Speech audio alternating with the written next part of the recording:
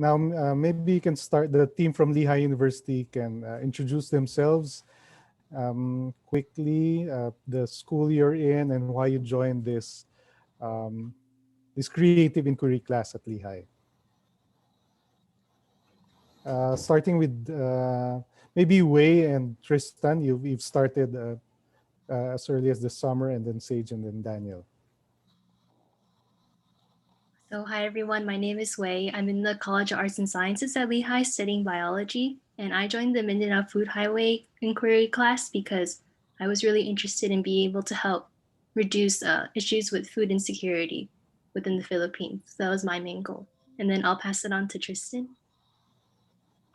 Hey guys, my name's Tristan, and I'm a junior studying chemical engineering at Lehigh, and I joined the project before summer because I'm very interested in food sustainability, and this is, this fits right into my my interest. Mm-hmm. Thank you. And then Sage. Hi. Hi, I'm Sage. I'm a junior at Lehigh studying industrial engineering, and I wanted to join this team. I joined in the fall, and I wanted to join this team to use my skill set to work on real world problems and solve issues in the Philippines with food security. Good morning, everyone. My name is Daniel, and I am currently a sophomore studying mechanical engineering at Lehigh University. I did not join this Mindanao Food Highway project in the summer, but rather I joined later in the fall. And my primary reason for doing so is, as my other members have expressed, I have also expressed and felt an interest in trying to alleviate the food shortages that have occurred primarily in the Philippines as a result of the COVID-19 pandemic, and some of the work I've gotten to do thus far has been fairly productive, designing the website and updating it as we go along, and I'm glad to be a part of it. Thanks, everyone. So I'll just give a brief background on the Zero Hunger Lab. The Zero Hunger Lab is meant to be an inter-university platform where students and faculty can co-innovate and create solutions to problems of food security and nutrition. In the summer, we worked with Development Academy of the Philippines, particularly their Mindanao campus, and we started work. And Tristan and Wei participated in that, working on. Or maybe you can share what you did in 2 minutes, Wei and Tristan. How the summer D4I experience went. So over the summer, we mostly focused on, I guess, tackling food insecurity rather than the semester where we're trying to find and create a platform for solving food insecurity issues. So over the summer, we split into teams, which was one team was analyzing government policies related to food insecurity, and then the other team was analyzing logistics within each region throughout Philippines related to food insecurity. And by collecting all these data together, since the program is called Data for Impact, so our job was to collect data from various sources, we tried to come up with some innovative solutions from what we could kind of analyze from the data that we have so far. So it was about a 8 to 10 week program, so we didn't have a lot of time, but we got to have some background on some solutions we could have. So if Tristan wants to add anything, but that was pretty much what we did. Yeah, I think Wei basically covered almost all of it, and since we were like both on the same team, and we basically did the same work. Yeah, and like one of the reasons we chose to continue this semester is just like we were sort of excited to see how this project could expand on its own and into the future. Mm. Thank you.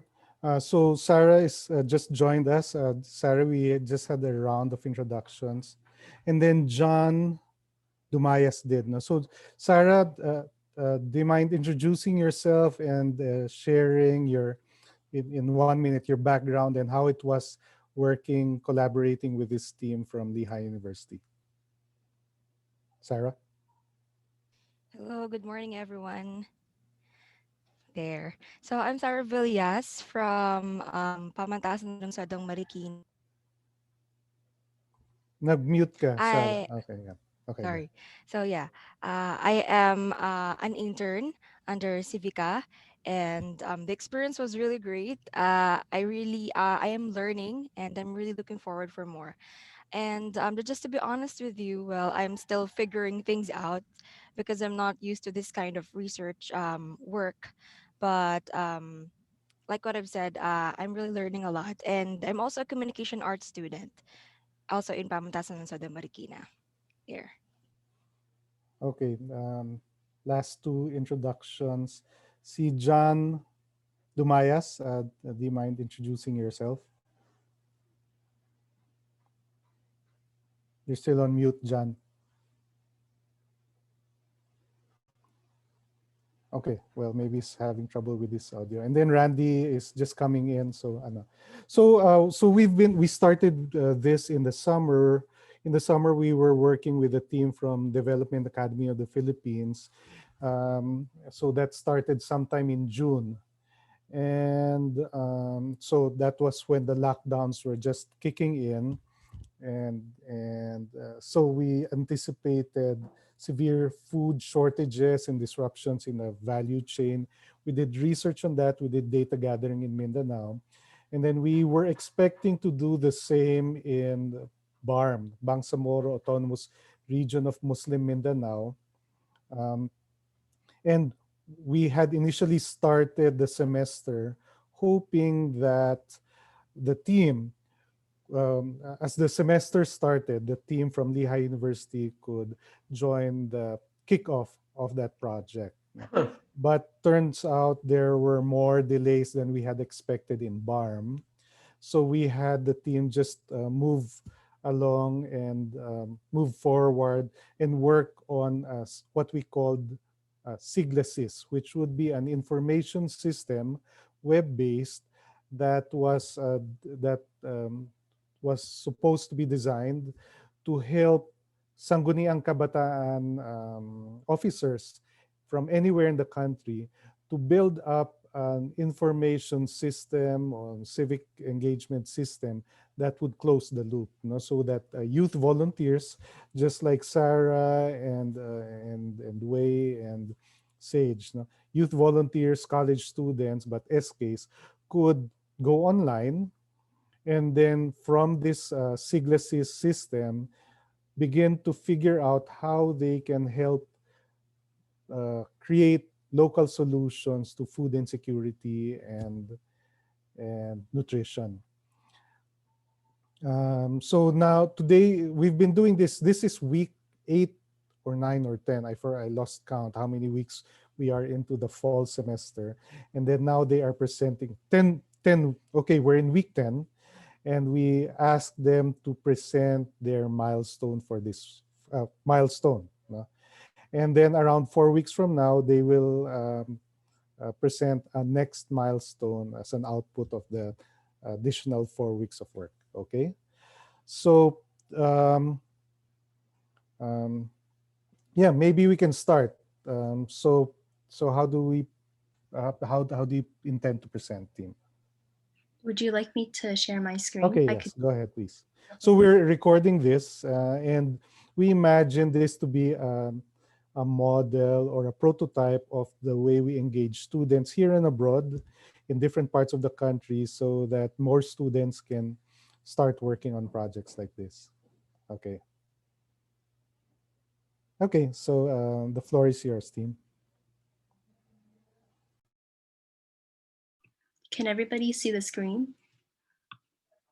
Okay, so I guess to start off, like Dr. Soriano said, this is our SIGLASys Food Milestone Presentation #1. And since we already went over our intern introductions, I'll just start on the next slide. So the universities that are currently affiliated with this project, one would be Lehigh University, and the other university is the one that Sarah is going to. I'm not sure exactly how to say it, but if you want to say it, Sarah. It's Pamantasan, Lungsod, Marikina, or PLMAR. Okay, but yeah, these are the two universities currently affiliated. So to start off, just like Dr. Soriano did, he gave a little bit of background on what the Zero Hunger Lab is. So essentially, this lab's goal is to alleviate and aid child malnutrition issues through both student and faculty research, which is why we have this intern program here currently. And they have a variety of projects related to these issues, but the one that we are working on specifically is the SIGLASys program, which is a web-based engagement platform that enables volunteers from all around the globe to begin eradicating hunger in their own communities. And for if you would ever like to check out the website, we put the link inside the slide.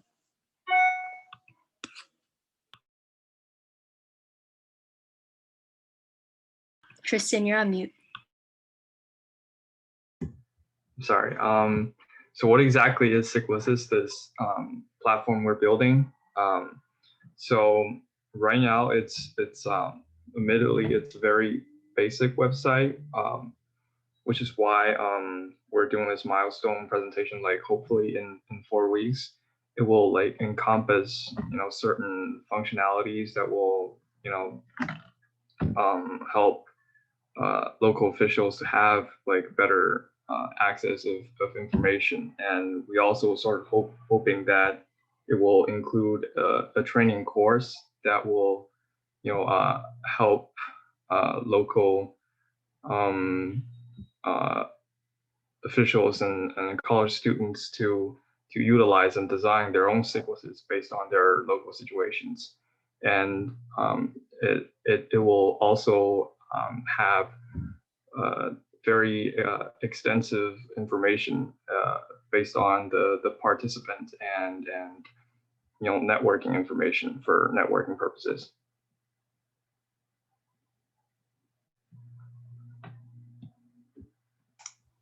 So essentially the goals of the Zero Hunger Lab, and more specifically SIGLASys, they've kind of changed over time, but they have essentially remained the same. Like the original goal of the Zero Hunger Lab was to try to come up with these solutions that were very technologically advanced and based in data that was gathered empirically in the real world, taken from surveys and observations and whatnot. And they were focused on this food insecurity, the mass food shortages that was caused as a result of the coronavirus pandemic. And this was worked upon by Wei and Tristan over the summer as part of the Lehigh Data for Impact program. And what it meant to reach this original goal was to have reduced food insecurity while at the same time strengthening community bonds, like just building upon the relations that were there before between the people from before the pandemic to afterwards. But since then, that goal has been updated, or better yet, evolved. It's evolved to address and solve more specific issues that include but are not limited to child malnutrition. And child malnutrition is one of the main problems that the Zero Hunger Lab hopes to mitigate. And the creation is meant to be targeted not just in one country, but kind of across the globe, like an international solution where everyone, everywhere, from any type of community can be able to collaborate on these projects with one another in order to eradicate hunger as much as possible. And after looking at these goals, we will next speak on the potential impact. So for the potential impact, obviously we want to impact Philippines because that was the country we started with the food distribution issues, but also Bethlehem, Pennsylvania, since we are part of that community, since we are Lehigh students. And also though we think that the SIGLASys, it's focused in those areas, I think that it will be user friendly and effective to all that use it, like despite where their community is.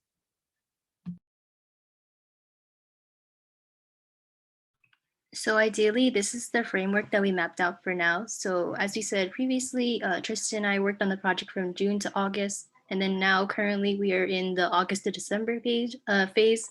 So from there, hopefully in the next semester, whether it be us or our next cohort of interns, they will continue working on this program. And from June to the future, hopefully these programs can actually be put into use. All right, so next in line, we have here our website. So basically, the purpose of our website is to, of course, provide a platform for food insecurity research in the Philippines during this time of pandemic. But if it's possible that this website could also be used for future references, and it aims to bridge communities or people that share the same interests in malnutrition, food insecurity, and also health. And it also aims to be an interactive platform for these communities. So basically, we wanted to bridge or we wanted to unite these communities to work together in addressing malnutrition and food insecurity. So, who the website is for? Of course, it's for children and parents and youth, our community leaders, and then researchers in the Philippines. And also, since we're trying to since we're also working on with some state universities, so it could also be used globally. And next, of course, we have the potential users and persona. So I could talk a little bit about this. It's pretty much laid out from or it connects back to what Sarah says. So talking about people who could potentially use this. So like we said previously, it could be the US volunteers, or basically would be any kind of local university student who is interested in remedying food insecurity issues within their own communities. So say that the students not exactly sure where to start, right? They can use the SIGLASys program to kind of use as a platform to connect with other local communities and then see what they're doing. And then from then on, they would take those ideas and implement them within their own communities. Or another example of a potential user would be an SK member, which is the youth council members. So within the Philippines, the youth individual has power to raise their voice in government, especially, right? So they can use this platform to meet with other communities within their region and voice their views as they are representatives of different regions. And I think Sheila is not here, but she is a SK member.